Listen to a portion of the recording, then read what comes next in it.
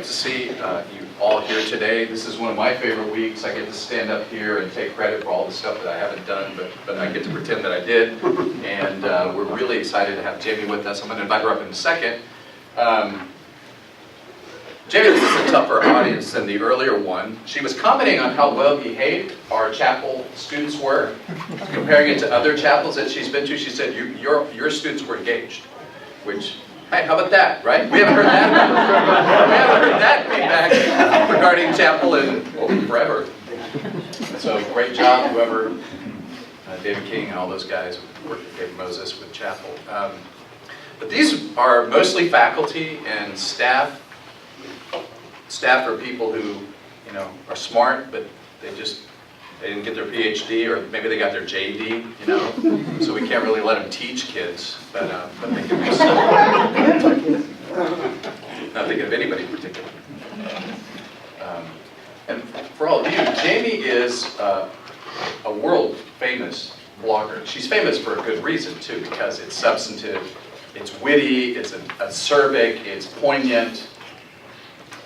I literally laugh more reading your blog than any other blog that I read regularly. I laugh a lot. By the way, many of us are very old. A blog, a short form of web blog, it's this thing on the internet where people write stuff, and then other people come on and they comment. It's this really kind of communal sort of thing. It's called a blog. And this is one of the things that Jamie does. It's not the only thing that she does, but it's her major kind of portal to the world.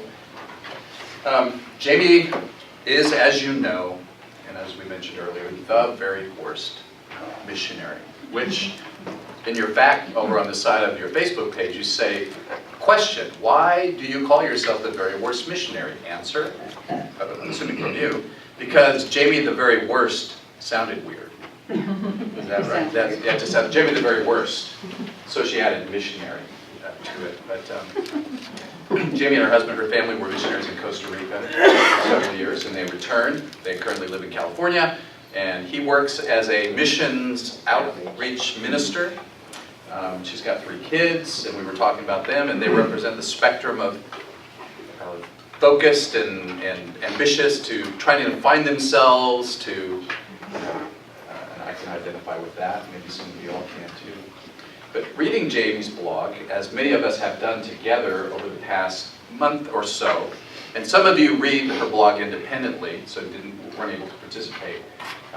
Jamie raises a lot of important themes, which is really the reason that we asked you to come and spend some time with us, because we envision the Broom Colloquium and these moments, especially here with faculty and staff, as an opportunity to think together. You're concerned about many of the very same things that we're concerned about, and that we see in our students. Yet you speak with a voice that, one, is uncannily clear on some of these things, and two, you're a little closer to that group, whatever we call them, millennials or whatever, than are most of us in here. And so we want to rely on your wisdom. And so here's how we're going to do this. In a second, I'm going to invite Jamie to come up and introduce yourself and just talk briefly about your journey into blogging and using that as a way to communicate, and then some of the important things that you think you've identified as you talked about your most read blog. I don't know if you have to talk about that one. You can. And then we've got a panel. Self-identify, please. I know Tracy is, of course, Tracy. Where's Tracy? Tracy's on that panel. Who else is on that panel, please? Just because I don't know doesn't mean that you can hide behind my words. Laura put a panel together. Who are the rest of the panel? Oh, come on. Is it? No, really. A panel of one. That's not right, but some of you are on this panel and just don't realize it. Janine would like to be on this panel. And so would Trey. And so we've got questions that we generated as we read through your blog, and we're just going to throw those out as an opportunity to have a conversation. So this is not you in a monologue, but it's really all of us together talking about some really important stuff. How many of you in here presently have an iPhone with you, or some portable electronic device? Those of you who didn't raise your hand, don't feel smug and self-righteous, but how many of you have looked at Facebook at some point during this day so far? How many of you have done Instagram so far? Just Twitter? How many of you follow? Okay. And then there's all kinds of other stuff that I don't even know the names of that happen faster. But as far as Facebook goes, right, well, many of us are Facebookers. And we see that powerful form of social media where, oddly enough, our students are leaving and gravitating to other things. Somebody told me last year that the #1 demographic of new Facebook applicants are mothers between the ages of 40 and 50.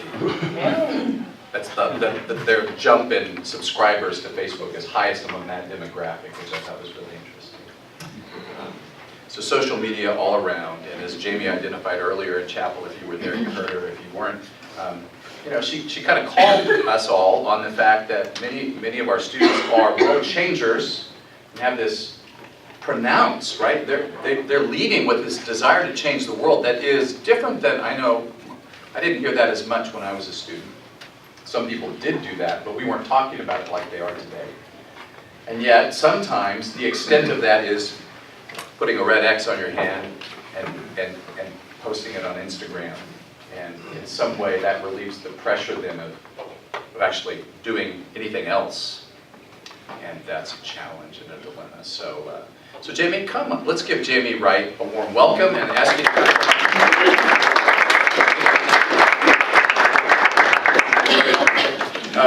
just share with us for a little bit about your journey.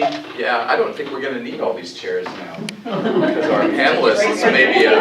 Jamie also was nearly killed this morning in chapel by a wasp, but I rescued her. So just want and who killed it? For public record. You rescued her, but who killed it? Well, yes, you killed it. I did. With the help of a very large undergraduate male sitting next to you. She rescued everyone. Thank you, Jenny. Another talent. It was harrowing. Who knew? It was. Harrowing. It was harrowing. Well, okay, so I feel like you know my story now. I'm Jamie Wright, and thank you to those of you who have read my blog and sludged your way through that. I still can't believe people read it. So that's where I'm at with it. I got into the mission field about, it's been 8 years now, altruistic, thinking that God had called me and that I was going to change the world, and save people, and bring people to Jesus, and build a church, and all the things that you tell yourself when you decide to be a missionary. I went with my husband and our children, who were 7, 9, and 13 at the time. We moved to Costa Rica and got on the ground, and immediately we were like, oh, this is weird. Missionaries are weird, and wasn't really sure what to do with that. And as our experience lengthened and as time went on, we were faced with this machine that we call missions, this global enterprise, this billion-dollar industry with no supervision, no accountability, no standards of practice. And it was astonishing. There are some great missionaries in the world doing great work who are responsible and hardworking and investing themselves and their lives and the church's money into the countries that they live in and the people around them. But the number of missionaries who aren't doing those things is alarming. So we spent 5 years in Costa Rica just wondering, what are we doing? What are we doing here? And how is this helping? And all this money that we're being paid to do these things, is this a good investment? Are we a good investment? And the reality was that it wasn't. And that was the truth. It was not a good investment to send an American family of 5 down to Costa Rica, which is saturated with missionaries. I mean, overflowing with missionaries, and by the way, a Catholic country. Into, just to go down there, and we were supposed to be making disciples. That was our mission. We didn't even speak the language when we got there. So a year into we kind of, this first year in missions is this adrenaline high. It's an entire year where you wake up and you're like, I live in Costa Rica! And it's awesome, and you get in the car and you go see alligators and monkeys, and you're just like, oh my gosh. So, but at the end of this time, you've learned the language, and it's time to start actually getting to work, and you can't keep using we're adjusting as an excuse to not being at work. the adrenaline wore off. And as my husband launched into his career, and he is a good missionary, like he is a hard-working, people-loving, language-absorbing, like he was made to be a missionary. He was so good at it. But as that tide dropped and I settled into my role, which was nothing, I just got really depressed. I mean, really, really depressed. And it was that second year of our life as missionaries was the darkest year of my life. It was not the hardest year of my life, but it was the darkest. Nothing horrible happened to us. I mean, we had our house robbed, but nobody lost their life, nobody had cancer, nobody got a divorce. But for me, it was hell, because I had no purpose, and I had no support, and I felt like a fraud. I felt like, I don't know what I'm supposed to be doing here, but I know how to make it look good on Facebook. And it was incredibly defeating. I was in charge of writing our family newsletters, and I've never been, I don't consider myself a writer. I just wasn't like, I always wanted to write or anything like that, but I was in charge of our newsletters and found myself to be really good at it. Like really good at taking little tiny bits of life and making them look really big, or really creating these kind of exaggerations of circumstance where it was just like, I really wanted our supporters to feel like they were making a good investment. I really wanted our church to believe that we were doing great things. And as hardworking as my husband is, and as good as he is at building relationships, it still was like not enough. It still didn't make sense for us to be there. He ended up launching a new ministry, getting involved in American football in Costa Rica, which was it's a hugely growing sport. He played college football, and so he ended up doing this thing on the side. We didn't even call it a ministry. It was just, he just wanted to help with football. And it became this powerhouse of productivity and life. These football players were always in our home. Their girlfriends were always in our home. They were asking him, hey, what's with this? They were asking him, what's with Jesus? Will you tell me about Jesus? Will you explain this to me? Because I've met all these missionaries and nobody's ever explained it to me. He had football players calling him saying, can we meet every week? So he was killing it, and I was like getting my family out the door in the morning and going back to bed. So I discovered that writing a blog is a lot easier than writing a newsletter, because a newsletter, I had to like send it out in batches, and then things would come back, and it was just like format it, and it was a pain, and I'm super, super lazy. So I was like, for a blog, all I have to do is tell everybody about it, and it's their problem. They want to know what's happening. They can come to me. And so, really terrible, but that's where I was at. So I started writing this blog, and just over the course of, and you can see this happening if you go all the way back. It starts off very like, we're missionaries. And then eventually, in that second year when I really started writing, I just thought, I cannot, this feels like a lie. And that's not who I am. That's not who I wanted to be. And so I just started slowly telling the truth about missions, and about life, and about who we were as people, and about how we were struggling, and about the things that we were seeing in missionaries and in the world of missions. And it turned into its own thing. Like, it snowballed. People were interested because nobody was saying these things out loud. It's a lot more common now. You can find a lot of really great, blunt, observational blogs or articles or books or whatever about missions and social justice and our work in the world. But at the time, it was kind of like, whoa. And so it just kind of, it became its own thing. And it was on a particularly bad day when I had received an email from, it wasn't a supporter, it was like a friend of a supporter who had found my blog and wrote me this very, very long email about how I was the worst missionary. How I really was just the worst. And at the time, my blog was like, the Wright family in Costa Rica. Or, you know what I mean? Like, it was like, I'm serving Jesus abroad. I don't remember. It was something very cute and Christian, whatever. And so she wrote me this thing about how I was just the worst. I was the very worst missionary. I was so bad. And And I was the very worst missionary. I was doing a terrible job, but it was not for any of the reasons that she pointed out. It was because I was disengaged, I was depressed, I was sad, I was angry. It's because I thought God owed me something. I gave all this stuff up and I thought God was supposed to bless me. And she was writing about my language, you know, about I don't know, how I was giving missions a bad name by exposing these ideas or these thoughts, or how I was tearing down the church. And I was just like, you've got the wrong idea. Like, I'm a really bad missionary, but that's not why. And I had an experience that very day where a gecko actually I was sitting on the couch, I don't even know how this happened still to this day, but a gecko crawled up my pajama bottoms, and I went to use the bathroom, and there was a gecko on my thigh, like, eating my clothes.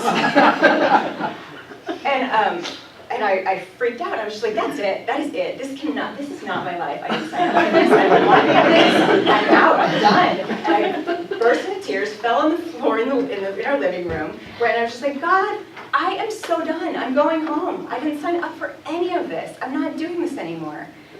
You were supposed to bless me. And God was like, you're doing it wrong.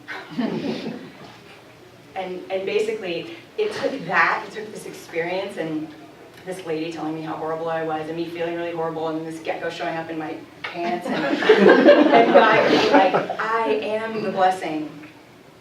It's not the stuff, and it's not the safety, it's not the security, it's not the language, it's not any of the stuff. It's my presence. I'm present. And I was like, oh, okay. And so I went on my blog that day and I changed the title, Very Worst Missionary, and it just took off. So that's why I'm here today. Isn't that weird? It's so weird. I still cannot believe it.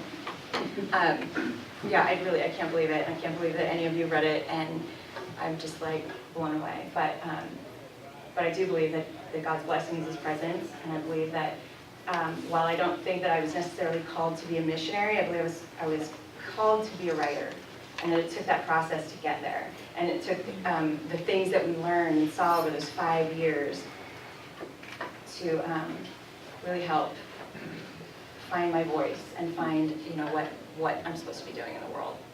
And it's cool. It's really cool. So, I don't know. That's wonderful. Okay. One of the things you'd mentioned is you speak on Christian college campuses, and we were curious. One of the questions. What were I meant? Do you want your panelists? Yeah, my panelist. Stephen is the other one. Oh, he's here. Good. You know what? Let's just go with the questions from the gallery. Let's see if we can make that work. Tracy is in strong approval. I think everybody probably has some burning Yeah, questions. but here are some that we assembled, and just this basic one. You engage with students. Have a seat. I'll grab my tea. Go ahead. I'm listening. So, what are the things that our students need to hear? What are the important conversations that we need to have with them relating to the general topic that we've connected? So social media, activism, mission, service. What are the conversations that we need to be having? Well, I think they need to hear that it's not as easy as they think it is. I think they need to hear that they are ignorant about the world. We have kids that want to change the world. They want to go chant anti-slavery, all over the place, but they don't want to understand politics and economics. They don't want to even enter that space. They're lazy about world change, and that I think is the #1 challenge we have. I'm raising millennials. I have a lazy millennial. Like, I have a kid that's just like, I just have to find myself, and I don't know what I want to do. I'm like, it doesn't matter. You don't get a choice. You just have to support yourself. Like, you just have to do the work. And so they don't want to do the work. They want to know about it. They want to know that slaves made their clothes from Old Navy, but they still want to shop at Old Navy. And they feel like they're the one that should, like, it's just me. It's just, I'm a student. I don't have any money to shop anywhere else or whatever. So they want all the knowledge, and they want to talk about it, and they want to rant about it on blogs and online, but they don't want to do the work. And I think missions has been a huge part of that. We've said, oh, we just take volunteers. Oh, you want to change the world? Volunteer. But it's going to take a lot more. We can't just send college kids all over the world to dig wells and take pictures for Instagram. They have to understand that it takes work. Where do you all see this? Or do you? We were talking about in one of our groups when we were reading some of your work, we were talking about slacktivism, and I'll buy this t-shirt from Gap that supports this, and so I'm supporting it. And yet, like you said, not really understanding what's going on there, why is that happening, what are the real issues, and what are some things they might be able to do besides buy the t-shirt from Gap. And I have a 16-year-old, and so I see her struggling with this, and she doesn't want to be a slacktivist, she does, but she doesn't really know what else to do, and so I see that. I think our students, even when they have really good intentions, sometimes they need us to help push them towards knowledge, towards information, towards resources. So I'm just curious, before you went to Costa Rica, you didn't know the language. I'm a historian. Did you read anything about the country before you went? No. No, I visited, I've been to Costa Rica twice, 2 or 3 times on short-term mission trip with high school students as a leader. We had not taken our children, they'd never been until we moved there. It was, we did everything wrong. We did everything wrong. My kids are great historians of Costa Rica now. They don't know U.S. history, they didn't learn it. So they're like, but yeah, but we really didn't know what we were walking into, and immediately knew that we were in the wrong place and that we weren't needed. I mean, it was even, and we actually had a conversation prior to going where we were like, we don't want to go to a place that doesn't need, and we don't want to just be more white people on the ground in a brown country. We don't want to just, we had this conversation, but when the invitation came and we were like, oh, this is what we're supposed to do, we sort of said, well, this is what God wants us. We kind of, spiritually worked it out in our heads, but we were wrong. Do you think there's any value in knowing about the place that you're going to? Absolutely, I think it's necessary. I think if you think you can walk into a country with plans on making change or building the church or empowering lives, you better know a lot about that country.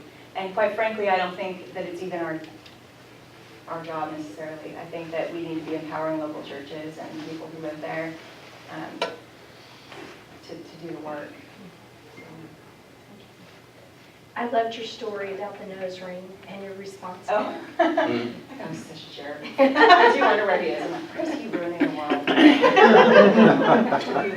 So tell us, because some of us didn't hear that story. When I was in language school, there was this jerk, and he really was, I'm not kidding, all of you would hate him.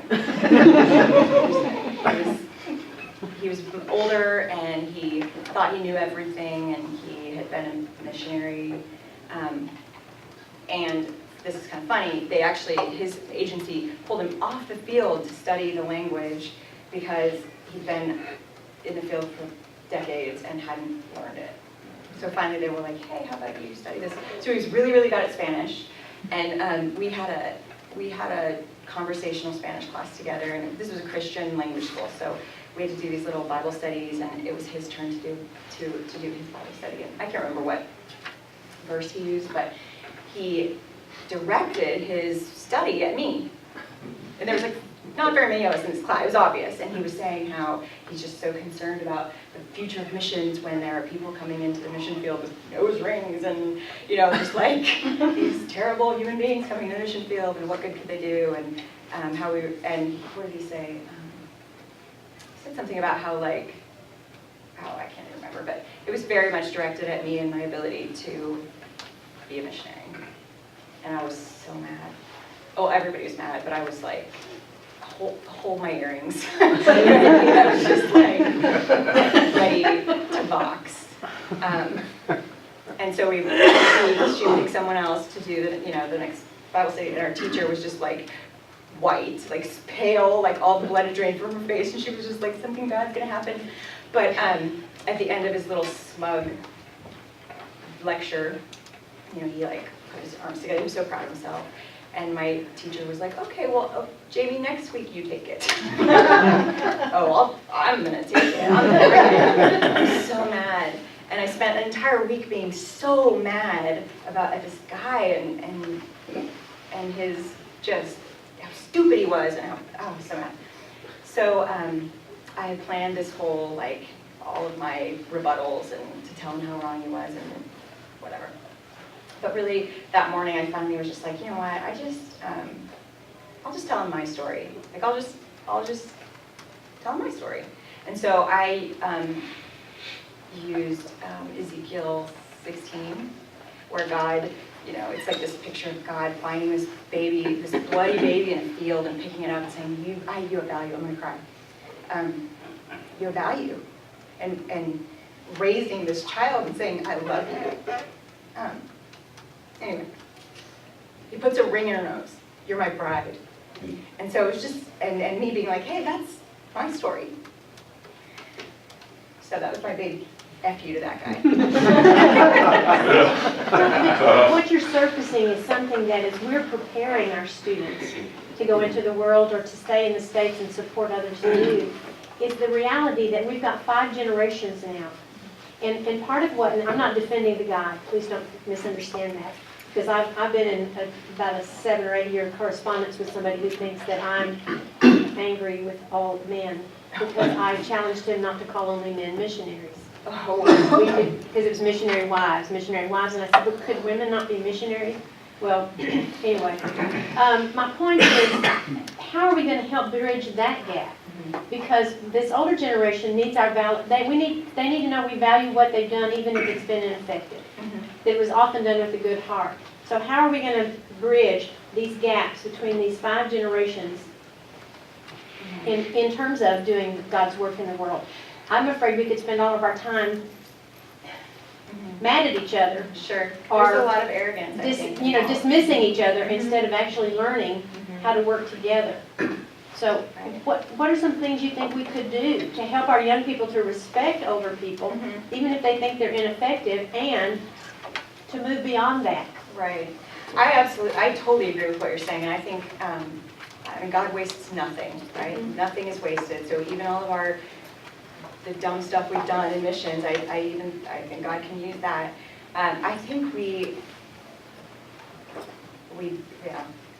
I think the answer is big and hard and like difficult, but the multi-generational church has disappeared, and we aren't influencing the next generation anymore. And so every generation lives in its own state of arrogance of, oh, we get this.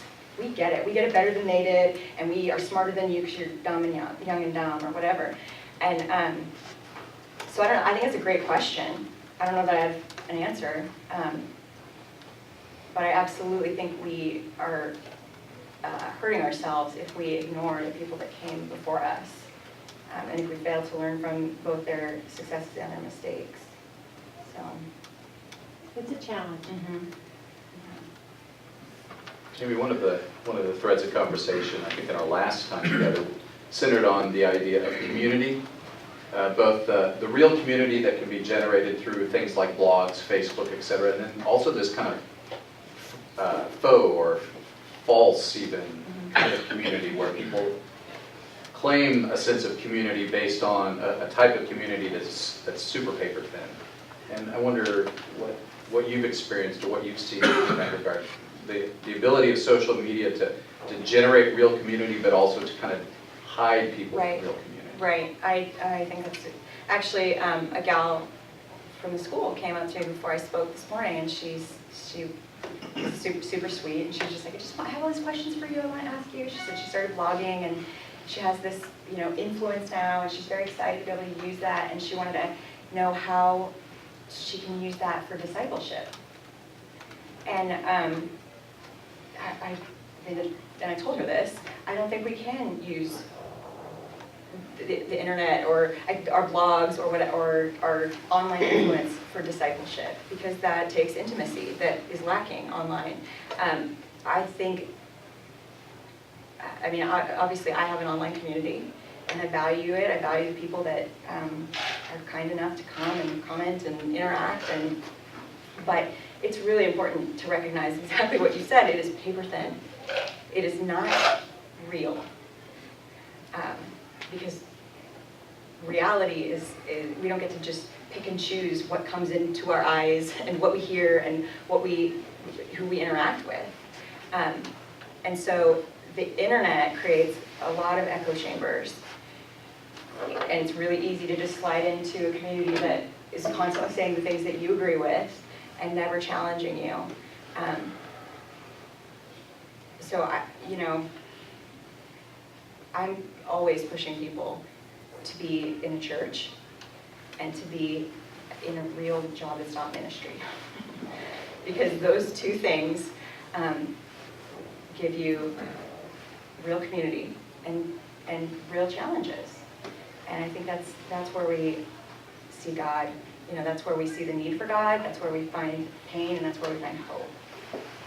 And as much as as cool as it is to have influence online and to be able to to share with other people, and even when they're like, oh, you wrote that and it changed my life, or you wrote that and I did this because of that, that's cool, but that's still not community.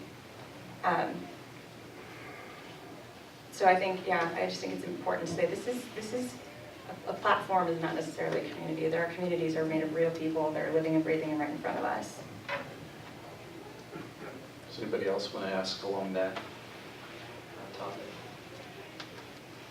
We spent a lot of time on that. My question isn't so much about that, Chris, so I may be switching gears here, but as you interact with the students at the Christian universities and colleges, I'm really curious.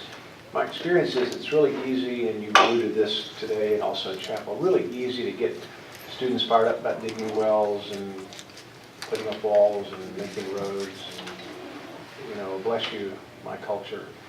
But when you start talking about having Bible studies and building a church in God's way, might have to do more with building His people together.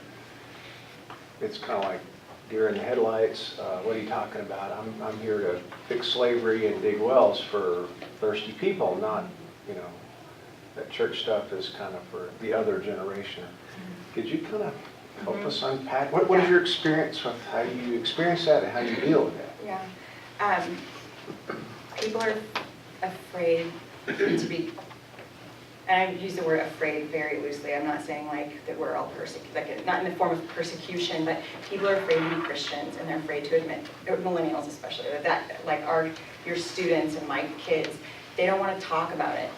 They want to be spiritual, but they don't want to share their spirituality on any deep level. They're embarrassed by the church, and they're embarrassed to be part of it.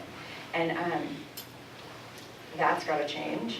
But a big part of the problem that I've seen, and I've experienced this in my own life, is that once you start challenging the system, once you start going, hey, I don't know if I agree with all the things that I was taught as a child, or with all the things that I see in missions, or in Christians, or in my pastor, or whatever, they start asking these questions. They start having this kind of breakdown of what they thought their faith looked like or was supposed to be. And when it's time to build it back up again, they're so scared of doing it wrong. Nobody wants to be next year's joke. Nobody wants to be next year's meme. They're all afraid of saying the wrong thing and doing the wrong thing, and especially if they're affluent white kids. They don't want to offend. They don't want to. They don't want to come across as not being an ally, as not being inclusive. They want to create communities that are multicultural and whole, and and perfect, and they are paralyzed to move forward, paralyzed, because they don't want to do it wrong, and we've become so skeptical, and we've done so much breaking down of church systems that nobody wants to do the next wrong thing. And so for us, as their leaders, to say, Jesus heals the paralyzed. Like, Jesus heals this. This is why we need Jesus. And to give them the courage to move forward, even if they're gonna screw it up, even if they're gonna do the next dumb thing, even if they're gonna look back 15 years later and go, ooh, that was embarrassing. That's our job. Because they lack the maturity to know. They don't know that they're gonna be okay when they're 40, if they screw up when they're 25. And so to build that into these kids, to say, you have to be brave, but you have to stand up and do something, I think that's a challenge for us to take on. Well, part of that's because we spend so much time telling them you will not be okay when you're 40 if you screw up when you're 20. I mean, it's kind of like part of the job of us. And we're supposed to say, get this right, learn this, learn how to do this, because if you don't, you're going to ruin your life and you'll never be productive and you'll have to get a completely different kind of job. So Yeah. I think that there's probably value in us reassessing what we say to them. Because we're wrong about that. I mean, there's lots and lots of people who are total failures in our classroom out there doing great stuff. Sure. Yeah. Oh, yeah, including my friend, no. Including a lot of us. But we're not quick to admit that, Yeah, and we live in a culture, especially our kids, there's so much criticism, and everything is parsed down to every single word, and you said this wrong, you did this wrong, you whatever, everything's wrong. And so there's a great amount of fear moving forward. Nobody wants to like create the next broken system. But we still need to be creators, and we still need to try new things, or do old things that we know work, or whatever.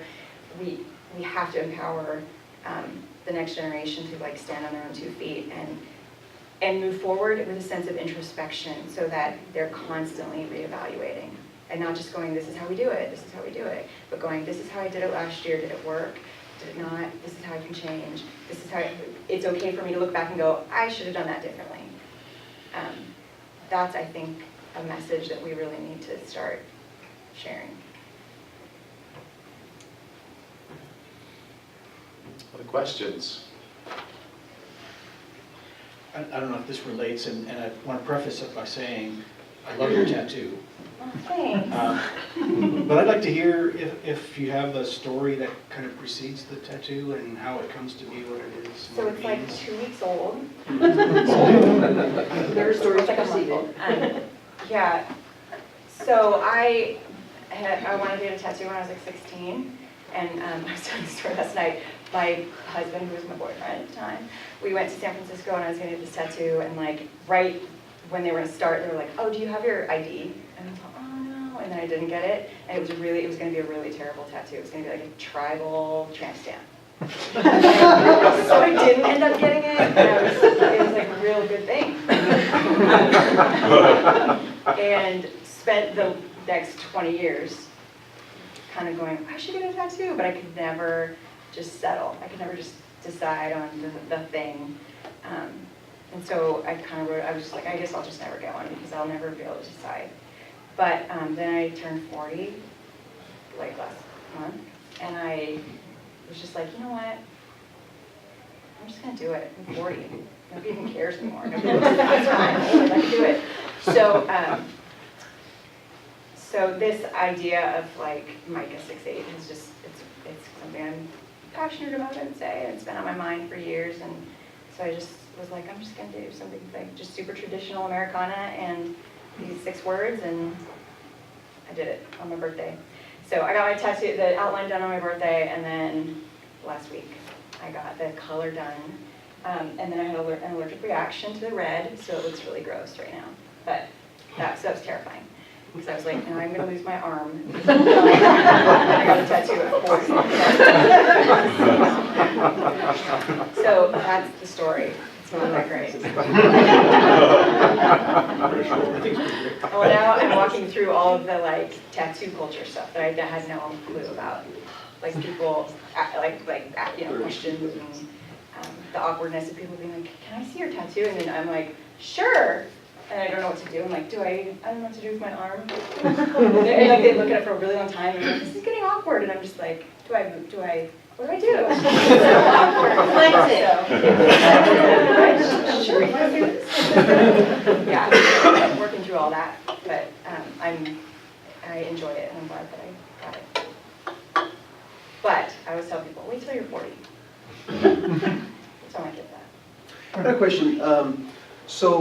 I grew up in missions, and I tend to always think of missions as just being an outgrowth of the local church. Sometimes a caricature of it, sometimes an escape from it, sometimes it's a distraction from it. So I'm curious, how do you cope in the local church? With missions? Just Or in with general? church?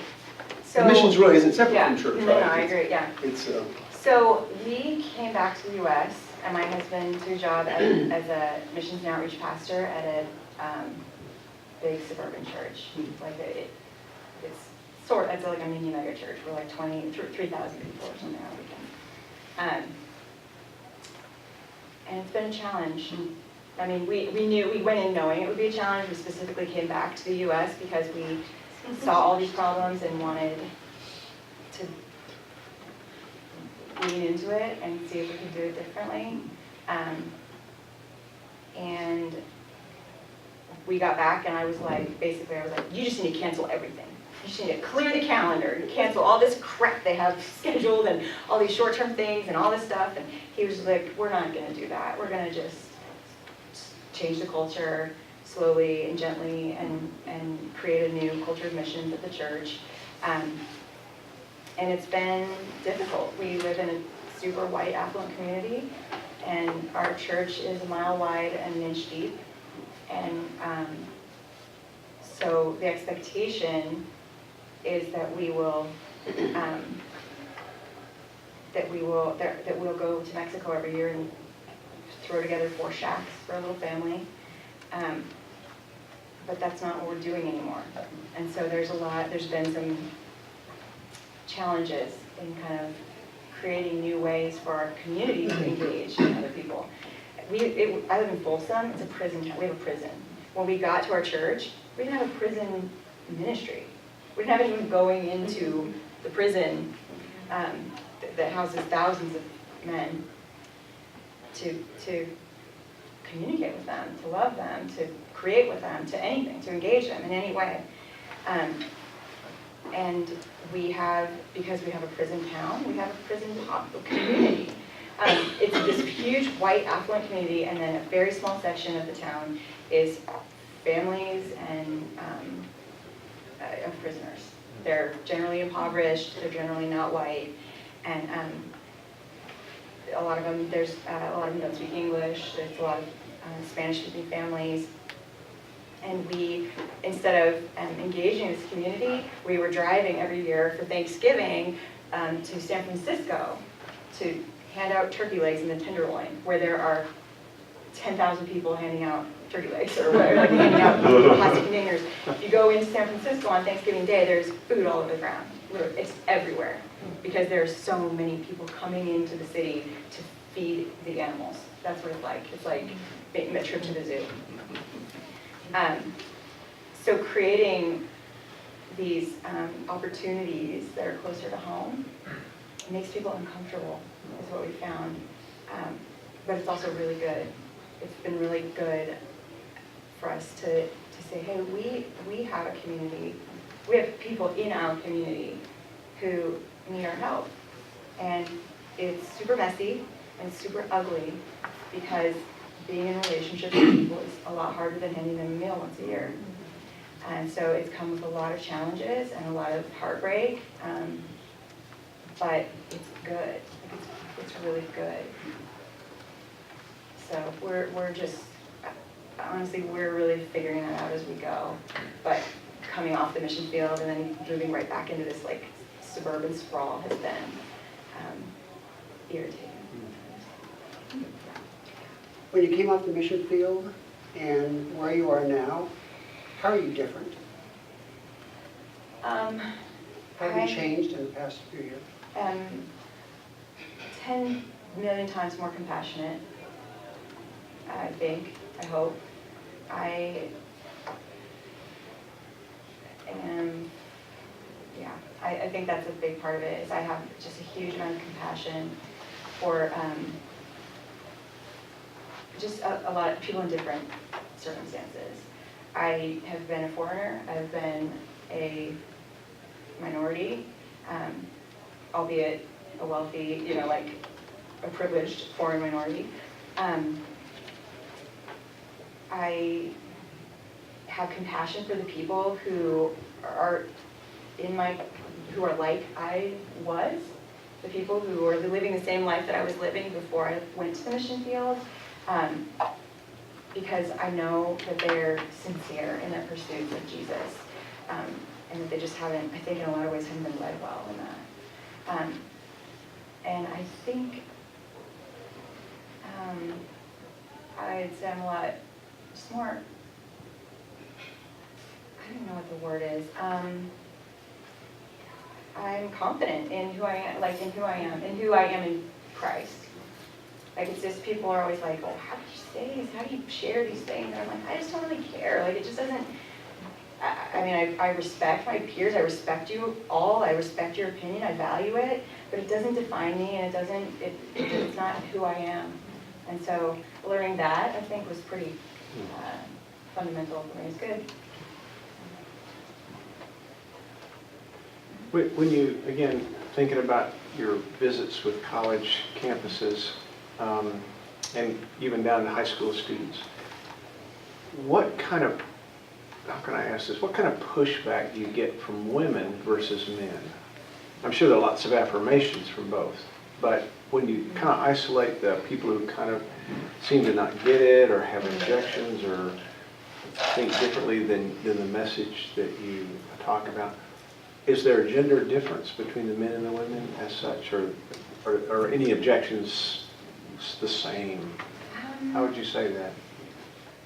I would say the people who, I don't know if the word is dislike or whatever, the people who object to the way that I communicate and the things that I communicate are as varied as the people who agree with it. It's a huge range of 16 to 90-year-olds men and women that are, that just, they have their system of belief, and they're going to stick with it, and they feel obligated to share, and that's okay. I have had men, when they've found, like if I've preached on a Sunday morning, I've had men get up and leave because I was a woman, so that's interesting to me, that there are still objections to women as teachers. And I've also received emails from men who have said, I didn't know a woman could teach me, and then I started reading your blog and I learned something. So that's kind of interesting.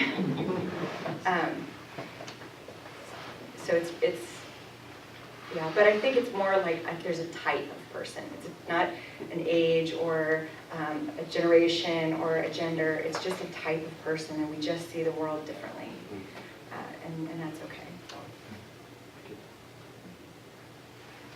In missions preparation, what are some of the things that you would really highlight, other than that this is hard work? And those of us that have worked in foreign countries know that this is a reality, and we have to kind of know what we're doing. But how would you, as trainers, what would you say are the important things to really pass on? You've said in your blog, there's some really good missionaries out there, and there's some really really poor ones. How would you make those distinctions, and what's one and the other? Mm-hmm. The really good missionaries, almost all of them have had real jobs. Almost hands down.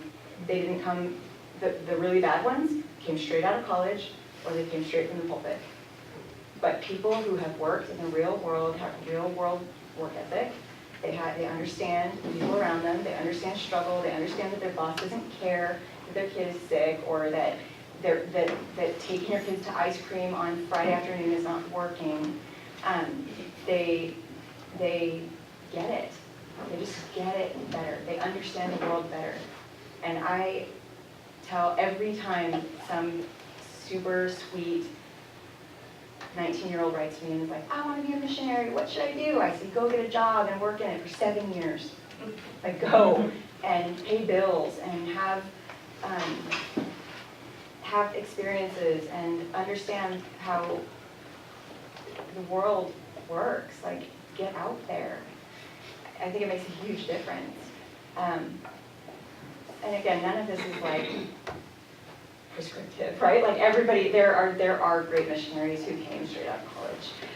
But I just feel like there's a pretty clear distinction in general between missionaries who became missionaries after working in the real world and missionaries who didn't.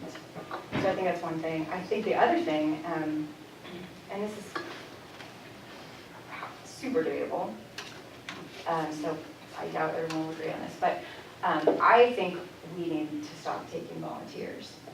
I think that missions needs to be defined, and the purpose needs to be defined, and then the people that we send need to be specifically chosen for that purpose. And Jesus chose. When Jesus sent the 72, it says he chose. And he chose the disciples, the disciples chose. We choose every day leaders, and we choose who holds our babies, we choose who picks up a microphone, we choose who counts our money. We have standards, and we choose, and it's okay. We should be choosing our missionaries. And that's not to say that there shouldn't be opportunities for volunteers to serve and to do good things and to serve other people, and we need to be service oriented. But I think as far as creating real difference and real significant, meaningful change, we need to be a little bit more significant and meaningful about it. Missions is a broad, ambiguous term, and missionary means nothing. If someone says, hey, what do you do? And you say, I'm a missionary, they say, oh, what do you do? Because it does not mean anything. And that, it's outdated, it doesn't work anymore. And so for us to be able to say, oh, I think missions should be growing the global church. I think that's what we should call missions. When we are growing the global church, that's where we should be sending our missionaries. It should be training pastors and discipleship training and leadership training for the church as a whole. I think that we should call that missions.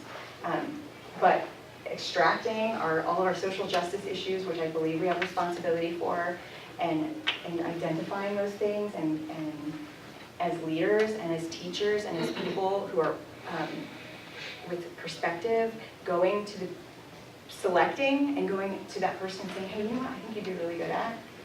I think you'd be good at whatever, community development or whatever it is, social work, and then empowering them and walking alongside them as we develop them as a leader in that area. I think it takes a lot more work, but I really think that's what we need to be doing.